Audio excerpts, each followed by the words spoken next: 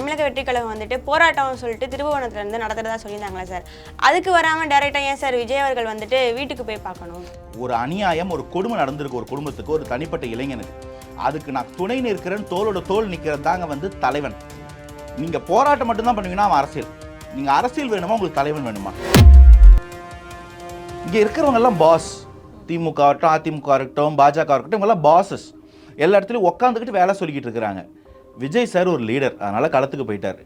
அந்த வீட்டுக்கே போன இந்த களத்துக்கு வரலன்ற பேச்செல்லாம் இனிமேட்டு வேணா பேசலாம், கண்டிப்பாக நான் வேற மாதிரி ரியாக்ட் பண்ண வேண்டியது இருக்கும். இந்த கேள்வி கண்டிப்பாக எழுப்பப்படணும். யார் அந்த சார்னு அண்ணன் சீட்டில் ஒரு கேள்வி வந்தது, பதில் இல்லை. இன்னைக்கு திரும்ப அதே கேள்வி வந்திருக்கு, யார் அந்த சார்? இந்த நிகிதாக்கு இந்த பின்னாடி இருக்கக்கூடிய சார் யாரு? போலீஸ் அக்சஸ்ல ஒருத்தர் செத்தா, லாக்அப்லயோ இல்லை அரஸ்ட்லயோ இல்லை எங்கவோ ஒருத்தன் செத்தா அது கிரிமினல் குற்றமா, கொலை கேஸா பார்க்கப்படும். எல்லாரும் அக்யூஸ்டா A1 A2 A3 ஆட் ஆகப்படுவாங்கன்ற மாதிரி ஒரு சட்டம் வரணும். காவல்துறை ஏவல் துறைன்னு சொல்றாங்களே சார், அப்படிதானங்க இருக்கு இந்த இஷ்யூல. அவங்க ஏதோ ஒன்று பண்ணியிருக்கிறாங்க, யாரோ ஒருத்தருக்காக. அந்த அம்மா திமுக பின்புலம்ன்றாங்க, துணை முதல்வராக இருந்த முதல்வருக்கு இப்போ அவங்க தெரிஞ்சவங்கன்றாங்க.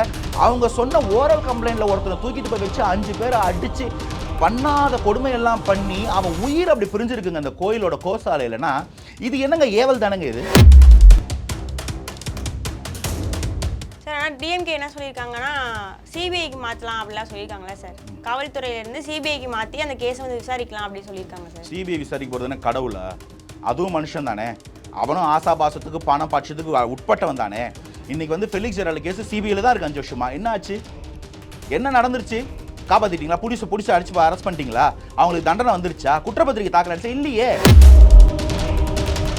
பண்ண தப்புக்கு பதில் சொல்றதுக்கு கூட களத்துக்கு வர்றதுக்கு துப்பு இல்லை, முகம் கிடையாது, மூஞ்சி இல்லை இவங்களுக்கு. இவங்கெல்லாம் வந்து ஒரு புதுசாக கட்சி ஆரம்பிச்ச ஒருத்தருக்கு வந்து கேள்வி கேட்டுக்கிட்டு இருக்கிறாங்கன்னா, இதுக்கப்புறம் இந்த கேள்வி இதே மாதிரி இந்த சில உடன்பிறப்புகள்லாம் உட்காந்துட்டு பேசிட்டு இருக்காங்க. This is not something you can make politics with. இது அரசியல் பண்ணக்கூடிய இடம் கிடையாது. கண்ட கருமத்துக்கெல்லாம் சண்டை போடுவாங்கல்ல பாஜகவும் திமுகவும். இப்போ எங்க போச்சுங்க பாஜக அரசு? சட்டையை பிடிச்சி கேட்க வேண்டாமாங்க திமுகவை? அவ்வளோதான் நீங்க எதிரிகள்னா.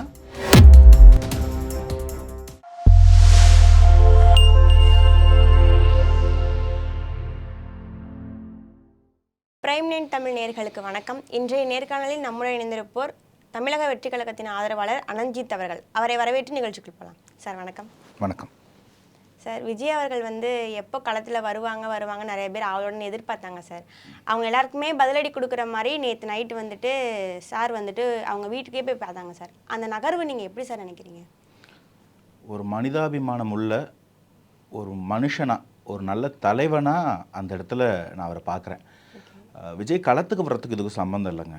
ஏன்னா அவர் வந்து களத்துக்கு இல்லை, அரசியல் கட்சி ஆரம்பிக்கிறதுக்கு முன்னாடி பல இடங்களுக்கு இந்த மாதிரி போயிருக்கு. அதுக்கு மக்களோட என்ன ஓட்டங்களுக்கு மதிப்பளித்து அவங்களோட பல போராட்டங்களில் அவர் கலந்துருக்கிறத நான் கண்கூட நானே பர்சனலாக பார்த்துருக்கேன். அது ஜல்லிக்கட்டு போராட்டம் உட்பட எந்த ஒரு முன்னறிவிப்பும் இல்லாமல், எந்த ஒரு ஆர்ப்பாட்டமும் இல்லாமல் அமைதியாக வந்து அந்த இடத்துல உட்காந்து ஆதரவு தெரிவிச்சுட்டு போனவர்.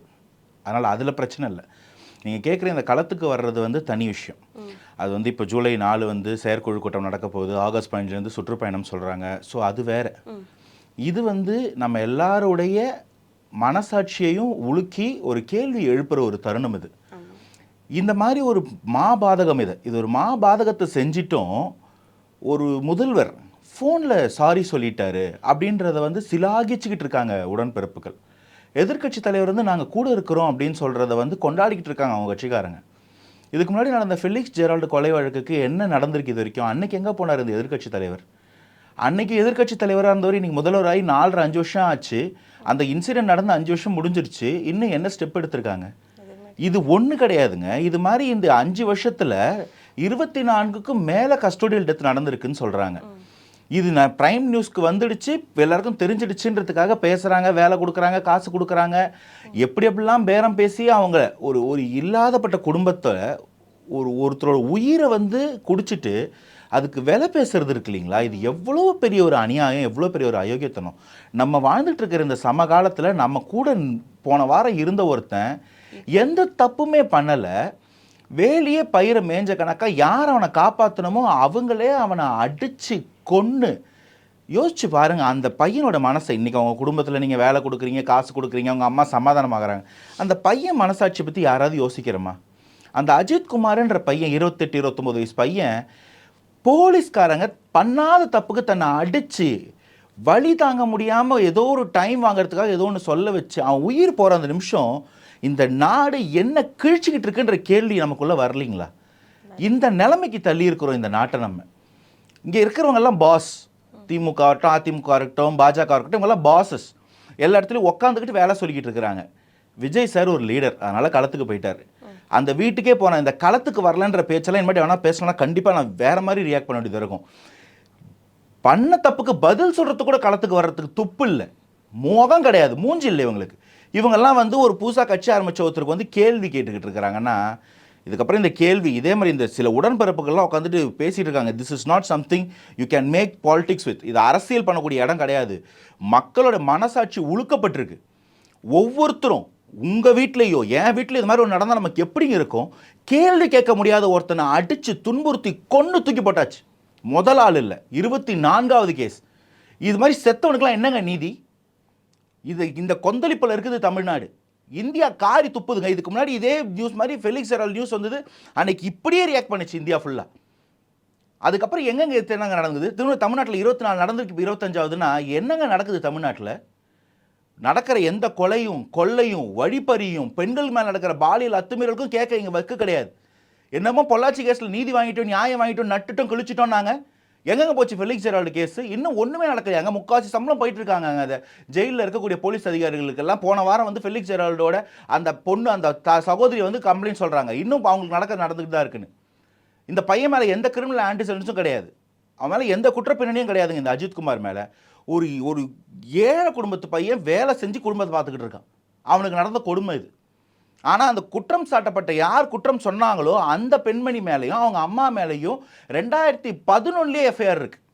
2010 துணை முதல்வராக திரு ஸ்டாலின், இன்னைக்கு இருக்கக்கூடிய முதல்வர் ஸ்டாலின் இருக்கும்போது எனக்கு துணை முதல்வரை தெரியும், வேலை வாங்கி தரேன்னு சொல்லி பல பேர்கிட்ட பல லட்சம் கோடி வந்து இவங்க வந்து மோசடி பண்ணியிருக்காங்கன்னு இன்னைக்கு வரைக்கும் வருது. அவங்களால வாழ்க்கை எழுந்த பணம் எழுந்து இன்றைக்கும் சாப்பிட்றதுக்கு வழி இல்லைன்றவங்கலாம் வந்து ப்ரெஸ்ஸில் உட்காந்து கதறிக்கிட்டு இருக்கான். யார் கொடுத்த ப்ரெஷர் இது? இப்போ நான் கேட்குறேன், யார் அந்த சார்? முதல்ல எஸ்பி டிஎஸ்பின்னாங்க, அதுக்கு மேலே செக்ரட்டேரியட்லேருந்து யாரோ ஒரு கலெக்டர் இருந்தாங்க, அதுக்கு மேலே செக்ரட்டரி லெவலில் யாரோ இருக்க ஒரு ஆஃபீஸர் இருந்தாங்க, அப்புறம் மினிஸ்டரும் டவுட் இருந்தீங்க, எனக்கு முதல்வரும் டவுட் வருது. அந்த ஒரு பெரிய புள்ளி பின்னாடி இருக்க பெரிய புள்ளி அதை மறைக்கத்தான் இவ்வளோ பரபரப்பாக இதை வந்து வியாபாரம் பேசப்பட்டு இதை வந்து சமரசம் பேசப்பட போட்டுதா முயற்சி பண்ணப்பட்டதா? இந்த கேள்வி கண்டிப்பாக எழுப்பப்படணும். யார் அந்த சார்னு அண்ணா யூனிவர்சிட்டியில் ஒரு கேள்வி வந்தது, பதில் இல்லை. இன்னைக்கு திரும்ப அதே கேள்வி வந்திருக்கு, யார் அந்த சார்? இந்த நிக்கிதாக்கு இந்த பின்னாடி இருக்கக்கூடிய சார் யார்? எதுக்கு இப்படி துரிதமான நடவடிக்கை? கம்ப்ளைண்ட் கிடையாது, எஃப்ஐஆர் கிடையாது. அந்த பையனை போலீஸ் ஸ்டேஷனில் வச்சு விசாரிக்கிறதுக்கு காரணமே இதுதான். ஏன்னா எஃப்ஐஆர் இல்லாத பையன் எப்படிங்க ஸ்டேஷனுக்கு கொண்டு விசாரிப்பீங்க? கண்டில் போட்டு அடிச்சதெல்லாம் போட்டு எடுத்து அடித்து பிடுங்கிறத ட்ரை பண்ணால் ஒரு 8 லட்ச ரூபா மதிப்புள்ள ஒரு 10 சவர நகைன்னு சொல்கிறாங்கங்க. 8 லட்ச ரூபா நகையை ரெக்கவர் பண்ணுறதுக்கு யாரும் கொலை முயற்சிக்கு அளவுக்கு போக மாட்டாங்க. இல்லை 8 லட்ச ரூபாய் நகையை திரும்ப கொடுக்க முடியாமல், ஏன்னா திருடின ஒரு 6 மணி நேரத்துக்குள்ளே பிடிச்சிட்டோம், அந்த அவனை அரெஸ்ட் பண்ணிட்டோன்ற மாதிரி தான் இந்த சீனெல்லாம் சொல்கிறாங்க முதல்ல. அப்படி அவனை கேட்க முடியாதாங்க. அவன் அப்படி தான் வச்சுருந்தானா ரெக்கவர் பண்ண முடியும். உயிர் போகிற வழியிலையும் ஒருத்தர் சொல்லாமல் இருப்பானாங்க. அப்போ இது நகை இல்லை, நகை பற்றின விஷயம் இல்லை, அதையும் தாண்டின விஷயம். ஒன்று 80 லட்சமானு கேட்காதீங்க, இது யாரோட ஈகோ? சதின்றீங்களா சார்? சதி இல்லைங்க, அவங்களோட ஈகோ. அந்த பையன் இவங்களுக்கு வேலை செஞ்சுட்டு ஒரு 100 ரூபா வாங்கியிருக்கிறான், அந்த வண்டியை பார்க் பண்ணதுக்கோ வீல் சேர் எடுத்து கொடுத்ததுக்கோ. நீ எப்படிடா என்கிட்ட காசு கேட்பன்ற ஈகோ வன்மம் நான் சொல்கிறேன். நீ யாரா என்னை கேள்வி கேட்கறதுக்கு? நான் அதிகார புள்ளியில் இருக்கிறவங்களோட தொடர்பில் இருக்கிறவ, நீ என்னை எப்படா கேட்க போச்சு? அந்த ஒரு ஈகோவில் நடந்திருக்குன்ற இந்த மொத்த அட்ராசிட்டி நான் அது வெளியில் வராமல் இன்னும் எவ்வளோ முடியுமோ அவ்வளோ பூசி முழுகிட்டு இருக்கிறாங்க. இதுக்கு முக்கிய புள்ளி அந்த நிக்கிதா கிடையாது, அதுக்கு பின்னாடி இருக்கிற பெரும்புள்ளி, அந்த கரும்புள்ளி, அது யாருன்னு தெரியணும்.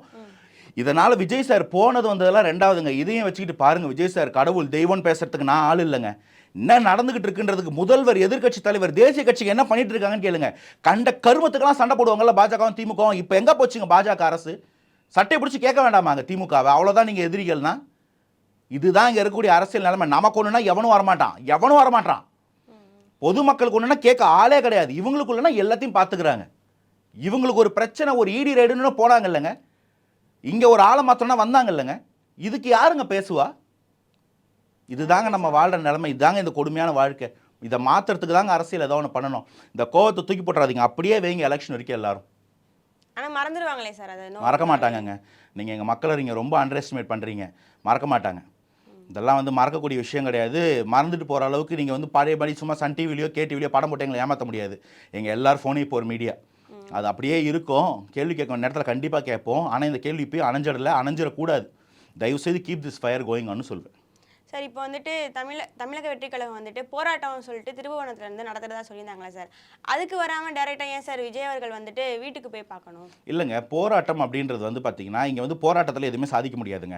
இங்கே மாற்றம் ஒன்று தான் வந்து இந்த மக்களுக்கு ஏதாவது ஒரு நன்மையை செய்ய முடியும்னா பண்ணணும். முதல்ல வந்து இது ஒரு இழப்பு, ஒரு அநியாயம், ஒரு கொடுமை நடந்திருக்கு ஒரு குடும்பத்துக்கு, ஒரு தனிப்பட்ட இளைஞனுக்கு.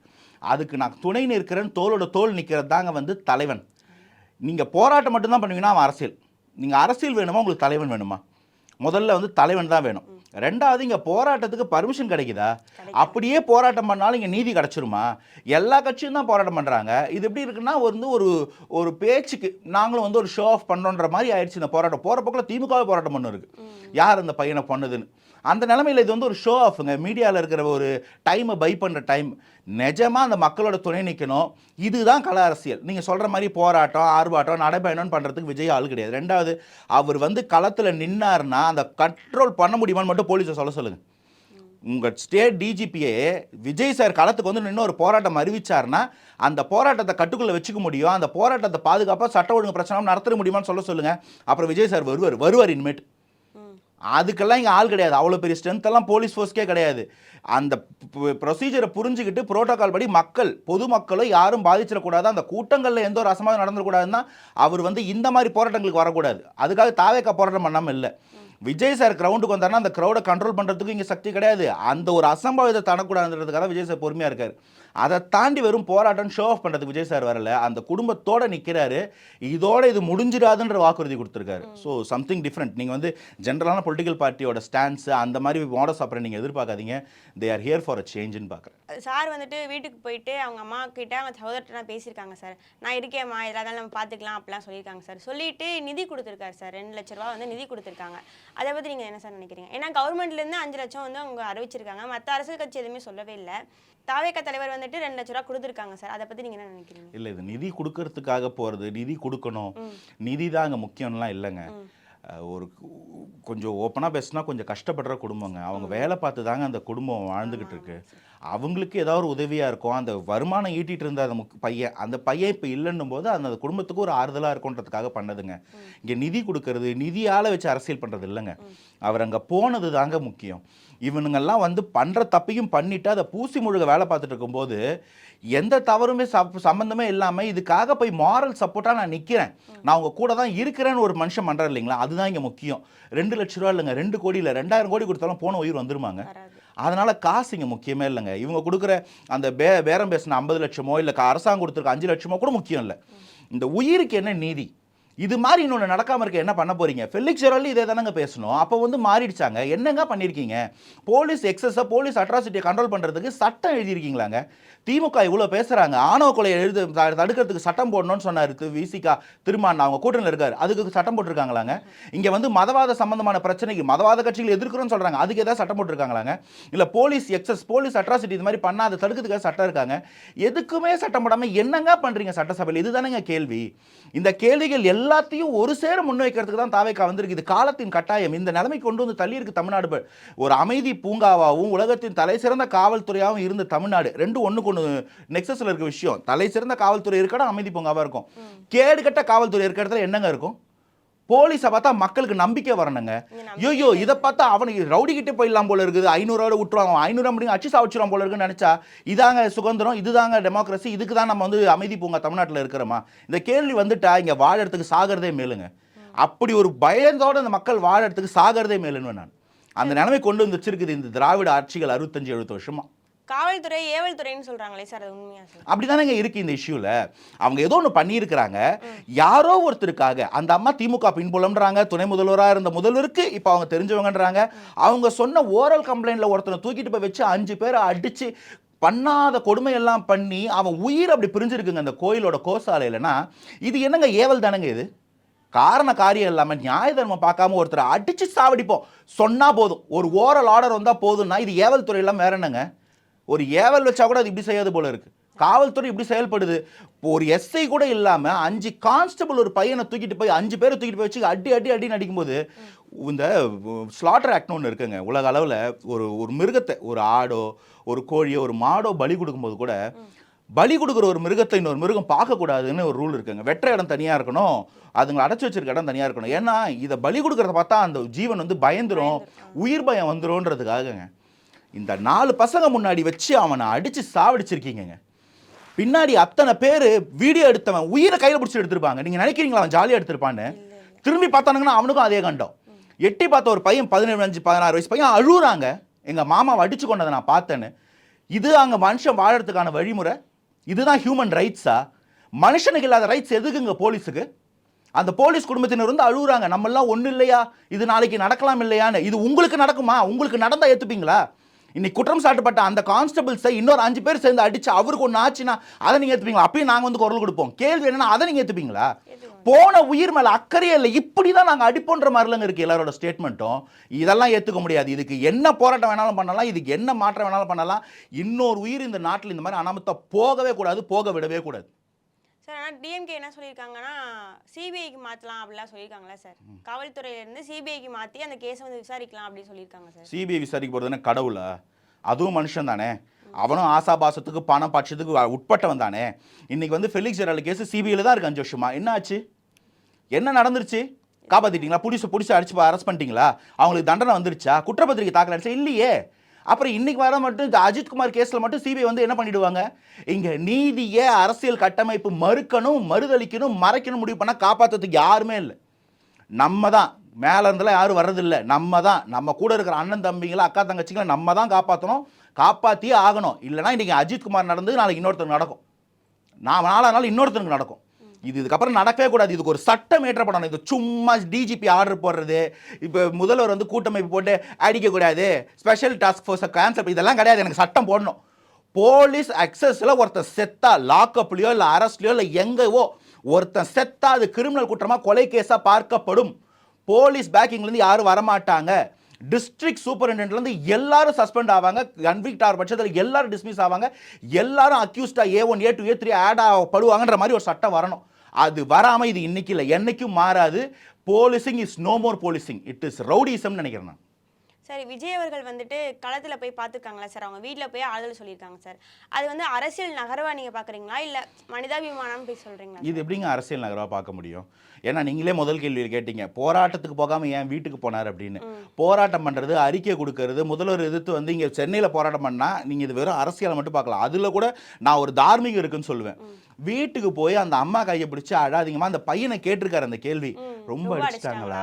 இந்த கேள்வி கேட்கும்போது உங்களுக்கு உள்ள என்னவோ ஒன்று பண்ணுது இல்லைங்க, எனக்கு ஏதோ ஒன்று பண்ணுதுங்க, அவருக்கு ஏதோ ஒன்று பண்ணி இருக்குதுங்க.